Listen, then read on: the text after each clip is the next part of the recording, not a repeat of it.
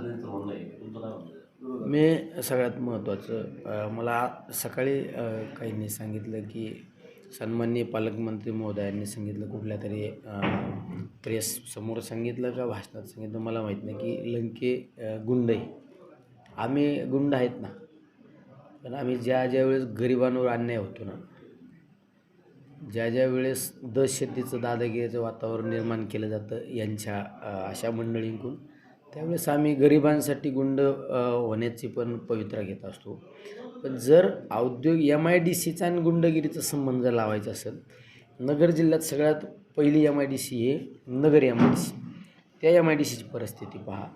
Supa MIDC आदरणीय पवारसाहेबांनी सुपा MIDCचा शुभारंभ केला, भूमिपूजन केलं आणि मी 2010ला मी सरपंच झाल्यानंतर त्या भागातील औद्योगिकरण वाढवण्यासाठी मी नेहमी प्रयत्न केला. त्या उद्योजक लोकांना वेळेप्रसंगी संरक्षण दिलं.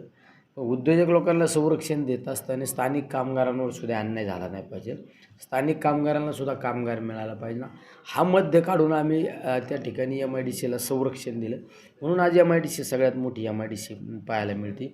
नगर जिल्ह्यात नव्हे, चाकण रांजणगावपेक्षा सुद्धा सुपा MIDC ही सगळ्यात चांगली डेव्हलप झालेली, कारण आम्ही संरक्षण दिलं.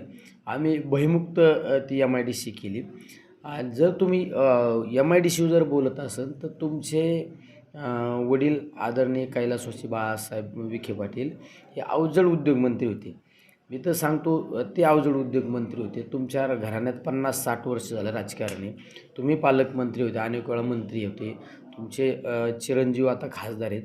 तुम्ही एक उद्योग कुठं आणला का सांगा ना तुमच्या अख्ख्या राजकीय कालखंडामध्ये. म्हणजे स्वतः काही करायचं नाही, फक्त कुठंतरी बोट लावायचं.